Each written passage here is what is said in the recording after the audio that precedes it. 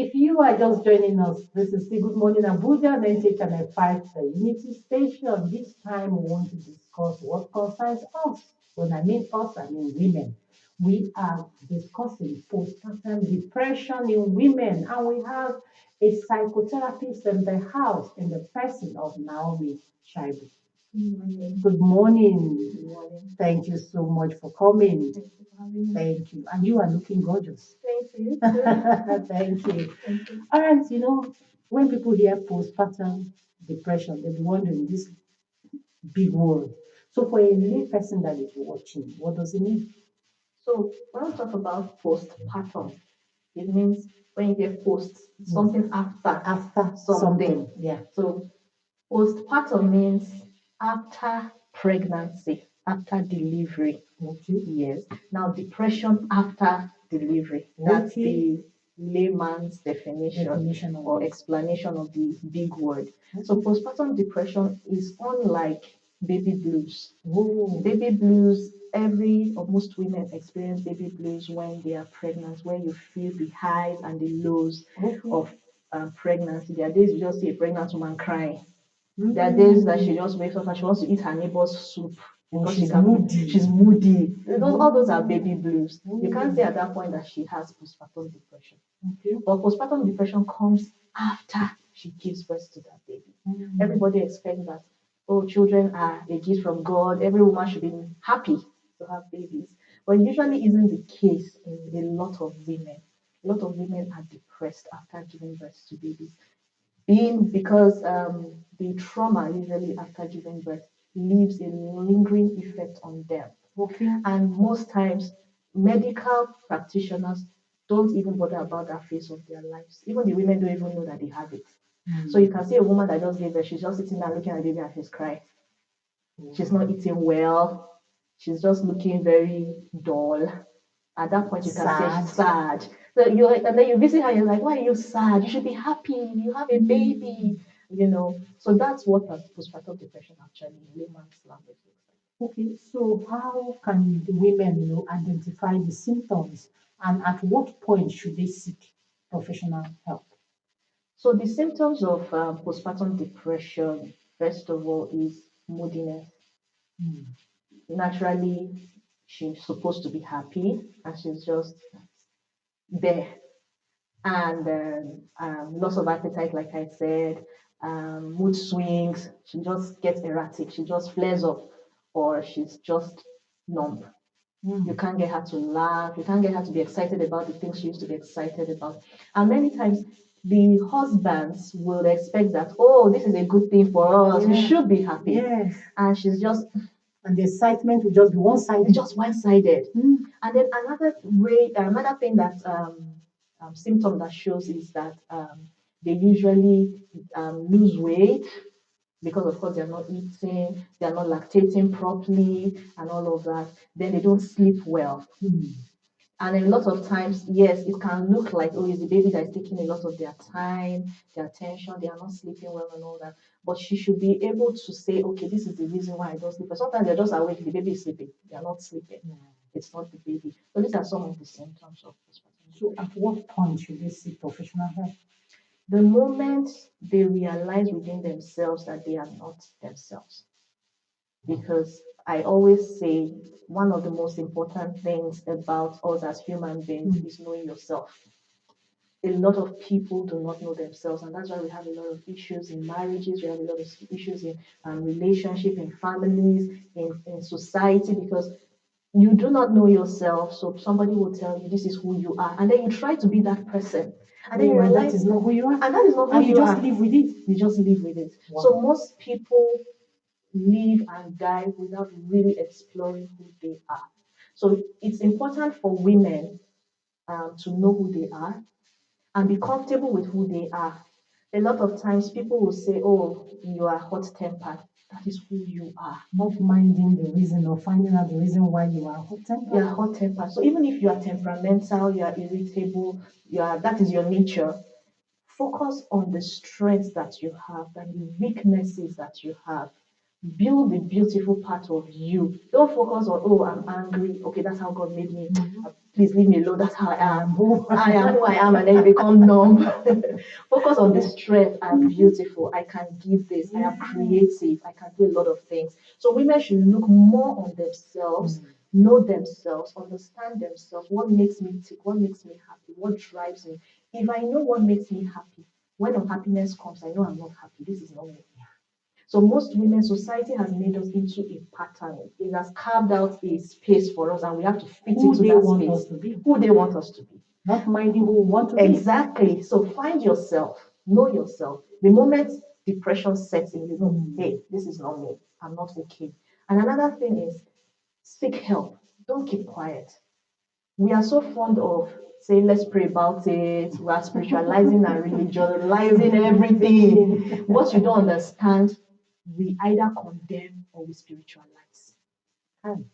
So rather than going to the extreme of condemnation or spirituality, how about let's talk about it?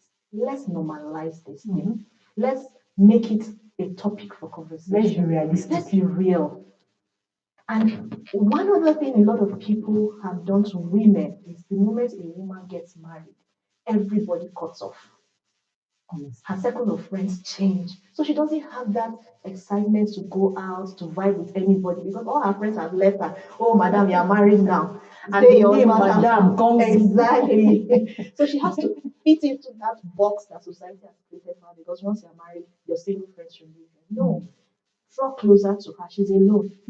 Okay. So at that point, talk about it. Seek help. Okay, even if you're not going to a psychotherapist or you're not seeing a psychiatrist, talk to somebody that gets you, somebody that connects to you. Talk about it. You know, this reminds me of, I'm just smiling. I met someone who is older, and then I just looked at her and said, babe, you're looking beautiful. She turned.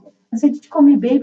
I said, yes. She said, thank you. And she gave me a hug. Oh, wow. She said, you didn't call me madam. You didn't call me, you just call me a babe. You said, you know what you have just done to me? I said, no, you made me younger and I'm happy. She gave me a hug and held me. They said, please keep calling me babe. So I said, to me, I was surprised. You know, she said, no, everybody's, madam, Mrs. and all that. He said, but for you to look at me and say, babe, you're looking beautiful. Beyond he the title. You don't know what you have just done. Yeah. So a lot of times we just, I don't know, under that coverage, madam, this one, they look at you and say, oh, she's married, she's out of, let's say, out of market.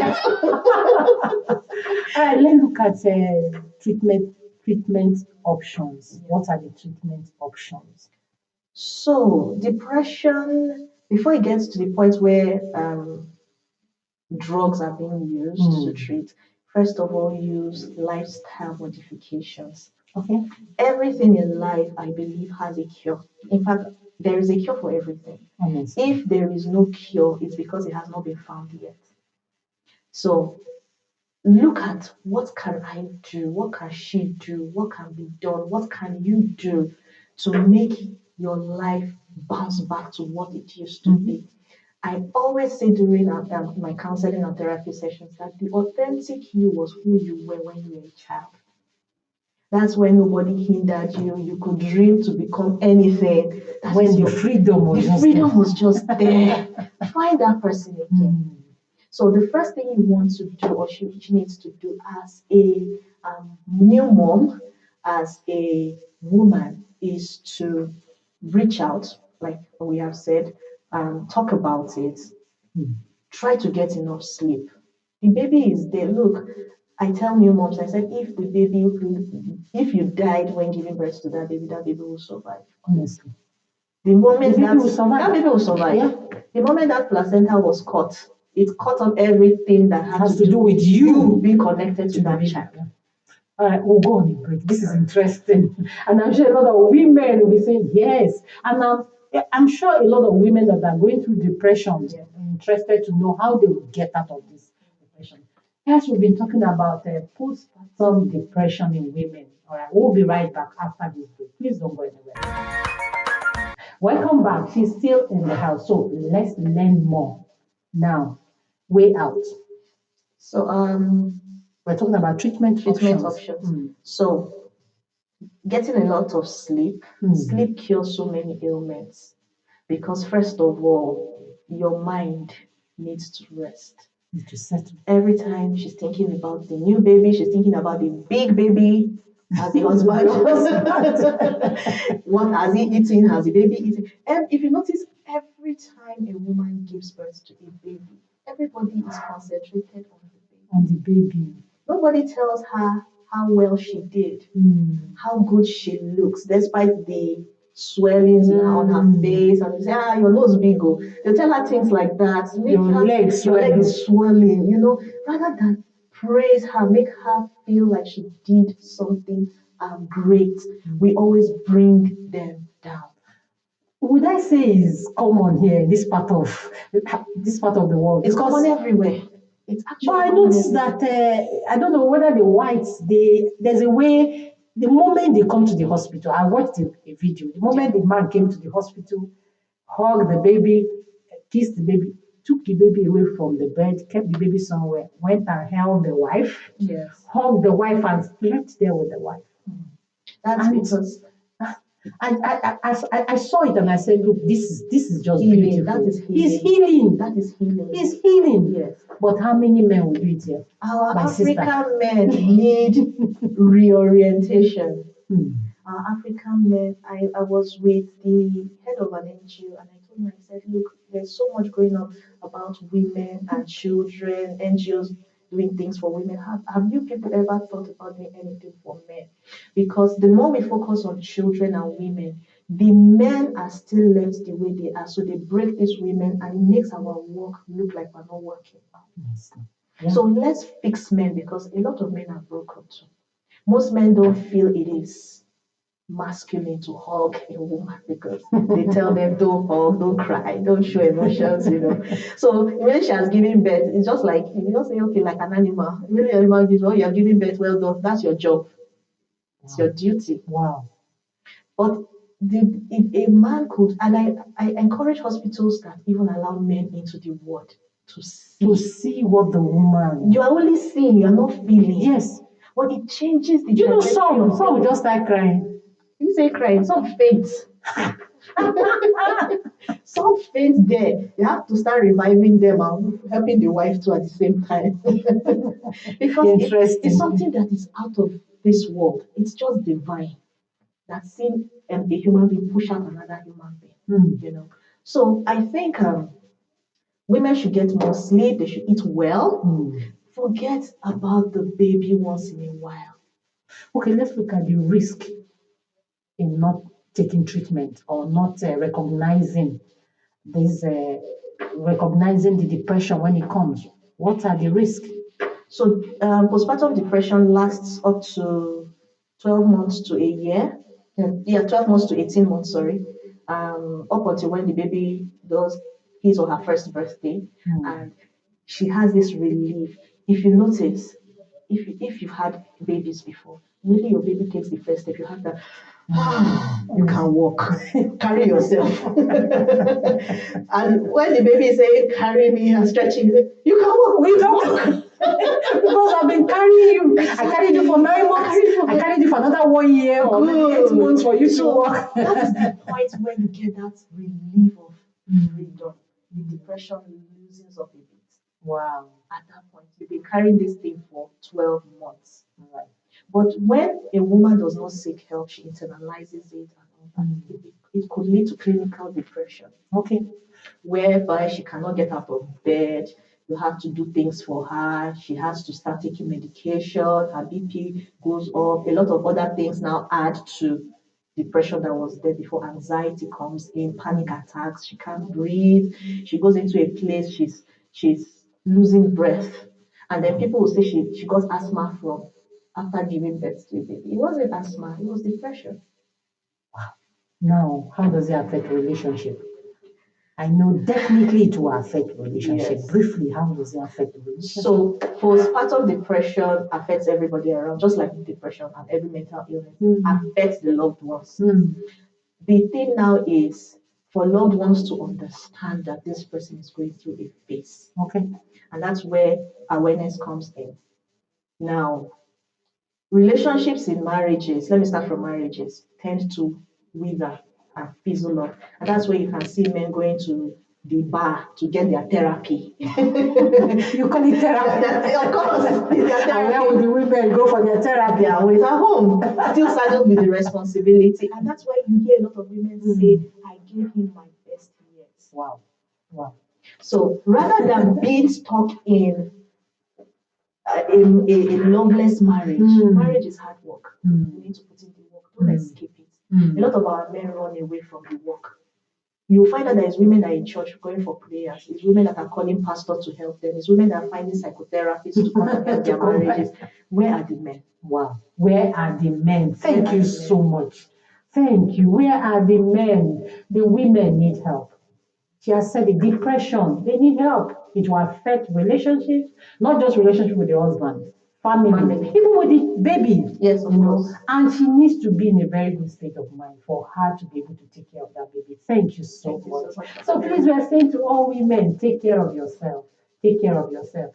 After the baby, you need to take care of yourself. Remember that you're also a baby. While you're taking care of the small baby and the big baby, you are also a baby. It's been Good Morning Abuja. Please don't go anywhere. The program will continue after this break. If you're just joining us, this is still Good Morning Abuja and NT Channel 5 Unity Station. Right now, we want to talk about those who are considered vulnerable road users. And we have the unit head of operations, okay, CRC Sylvanus Ekweyoung. He is the unit head of operations, Central Business District, Federal Road Safety. Please join me as we welcome him. Good morning, sir. Good morning, ma'am. Thank you for having me. Thank you so much for joining us. Thank you. Thank you for always joining us. We have to be here to get the motorists. Okay, thank you so much. Now we're talking about those who are considered vulnerable road users. So who are these people? But I think before you answer, update us. Now, in the updates about the traffic situation in FCT, especially in my area of jurisdictions, has been very calm. And we don't, these days, a decrease in the number of road traffic crashes, and also the traffic congestion has been reduced. So the situation is calm in FCT. Okay, it's good to hear that. Now, so who are those considered vulnerable road users? When we talk about vulnerable road users, we are saying they are vulnerable road users are those that are not inside a vehicle, Okay. a buses or a truck. Passengers? They are people that walks on the road. Example, pedestrians, the cyclists, the children under age 7, the elderly people, the non-motorized public transport system, like the handicapped, the people on wheelchairs. These are exposed road users. Wow. So now let's begin to look at how they should be treated. Yeah. Because when we say they are vulnerable, that means we are saying that they should be treated specially. So how do you? So when we say they are vulnerable, they are exposed. They are exposed to higher risk when it comes to road traffic crash, injury or death. Okay. You see, if you are I'm inside the vehicle, I am being covered by the metal walls of the vehicle. The seat belts are there to protect me. The airbag are there to protect me in case of road traffic crash.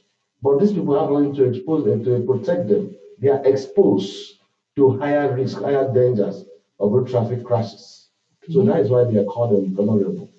Because in the case of a crash, if I'm on the seat belt, the seat belt will protect me not to be thrown out of the vehicle. The airbag will help me to protect my face, my chest, and other things, not to be more, the injury will reduce the injury. But exposed road users, they are not protected by anything. So they are vulnerable. They have higher risk when it comes to crashes. The higher risk of injury and death and more. Okay, so are there rules or regulations that are supposed to be followed to make sure that they are protected? Yes, when you talk about road is a shared responsibility. It's not meant for only the vehicles. The animals, the pedestrians, the cyclists have the right of the way also to make use of the road. So they are also to be considered when you're on the road. That's why you see when they're constructing the road, there are pedestrian bridges, there are pedestrian walkways. These places are meant for these exposed road users, the vulnerable road users. By the time you see people parking a vehicle on the pedestrian walkway, which is you are denying the right of the vulnerable road users to make use of that particular place at that time. Okay, so what happens when you notice such? What do you do to solve the situation? Or is there a penalty? Yes, when we notice people parked on the walkway, those places are not supposed to be parked.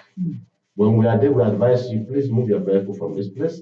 Or if it's not there, at times we tow vehicles. That's why if you come to CBD, my command, most of the vehicle there is a two-way zones. And once you park in the pedestrian where you're not supposed to park, we tow the vehicle to the office. And when you come to claim your vehicle, we must have to know that you are the actual owner of the vehicle by giving us your driver's license and your vehicle document to ascertain that you are the owner of the vehicle. Because at the point we took the vehicle, you might not be there.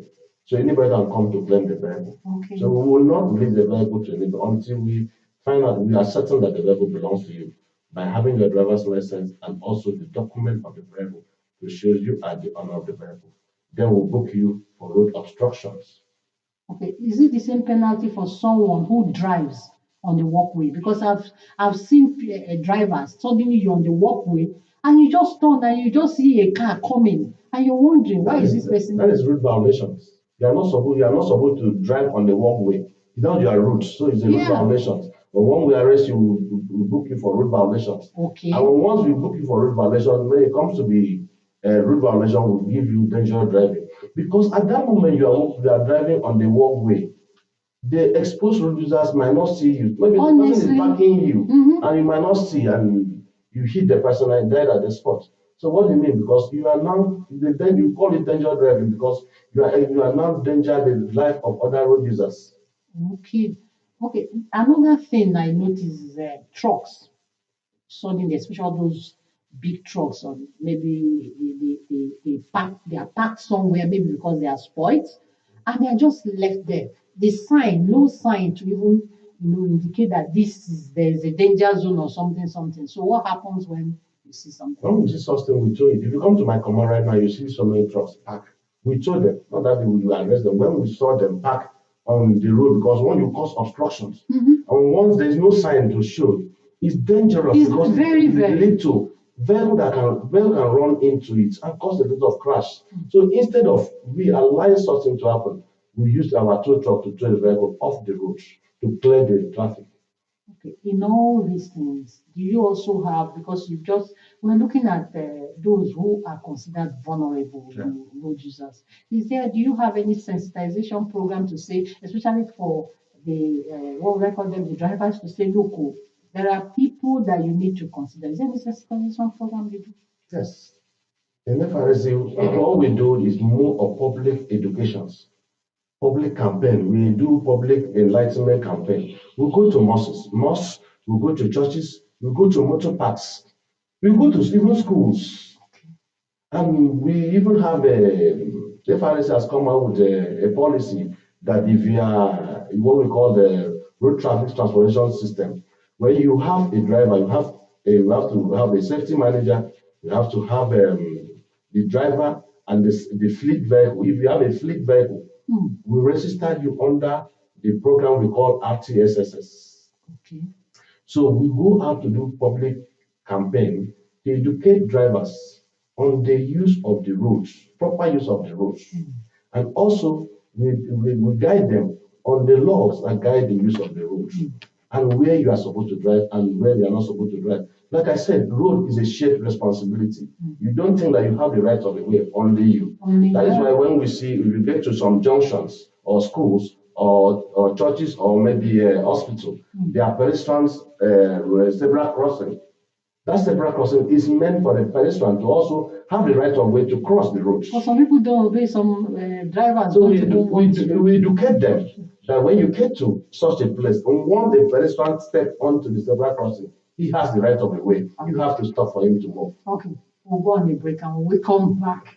Yes, we've been talking about those who are considered vulnerable road users. And you heard CRC Ekpeyon, Museveni Sekpeyon, talking to us about considering those people. But let's go on this break. When we come back, we'll continue the discussion. Please don't go anywhere. Welcome back. Yes, we are still discussing those who are vulnerable, considered vulnerable road users. Okay, so join us. Okay, you were saying something about the sensitization. Okay. Yes, having a sensitization program for them. And how has the response been from the sensitization? I don't know how to put it, but would you say there's been less of those kind of acts, or are they more? Yes, because we notice that especially when there are pedestrian breaches. In short, right now, what you see our men are on the road now, you see them stationing by the traffic lights. Okay. Stationed by traffic lights, especially where there is a zebra crossing. Their main work there is not for arrest alone, it's also to carry out public enlightenment. It's to tell you, please, you are not supposed to park where you see the road marking. And this pedestrian zebra crossing is meant for pedestrian. Please don't park there. Shift back. When the light gives you right of way, you go. Because even the traffic light you see has a traffic light for pedestrian also. It has a sign for pedestrian to cross. Yes. But once the traffic light gives pedestrian have the right of way at that time. And when the traffic light gives a vehicle to go, the pedestrian should not also enter the road at that moment. At times we also go to where there is a pedestrian bridge. Okay. We educate the people on the pedestrian bridge. Please use the pedestrian bridge. Don't cross the express. Don't cross the highway. Because we have the cases that people were knocked down by vehicle on the process of crossing the roads. And that's why government have provided a pedestrian bridge for you. Why don't you make use of the pedestrian bridge? That is your own rights of way to cross, and not to cross on the highway. Okay, I think one place that I would like your men to go to is Nikon Junction. That Nikon Junction, a lot of people cross the express without taking the pedestrian. And I've witnessed someone knocked down there while crossing. And you see, we have also made an effort. If you notice that the government have put a barricade in the by the island that separate the both highways. Okay. That to block the pedestrian not to cross, so that we make the use of the pedestrian bridge. Okay, but because when we find out the data that make people the knockdown is high, what do? We advise the government, because our duty is to also give advice to the government. We advise the government that this pedestrian bridge, at this point, people are not making use of it. And what do? Is to make a barricade. If you go to that Nikon also, you see there's a barricade there. Now there's a barricade, but people are still jumping it and trying to cross. If you go towards Kubwa Dede Road, there's a pedestrian bridge by the Dede Junction. Yes. And we also have to use a barricade. Yes, I think I saw that. To cross. So that just to deter people, the pedestrian not to cross the express. For their own safety. Yes, and it's for their own safety. Yes. For most people, I don't know, they'll say they are in a hurry. They don't have the time to wait. All right, now, how would you rate? I know that recently we've not had accident, deaths. Okay, so how would you rate the accident, what would I call it now? Incidents, recently. Would you say it has reduced, or would you say? I think from 2010, the rate of traffic crashes have reduced compared to other years. Okay. The rate of traffic crashes have reduced. And this is because of the intensive public education. And what we are doing here today. You see my colleague that was coming here. He's also going for another radio TV station. To also carry out the same public education. We go to mosques, we go to churches, we go to parks to carry out this campaign. And this already helped to reduce the road traffic crashes on Nigeria. Okay, your final word now, your advice. Okay. My advice to motoring public is that road safety is everybody's business. You have to be safety conscious while driving your vehicle.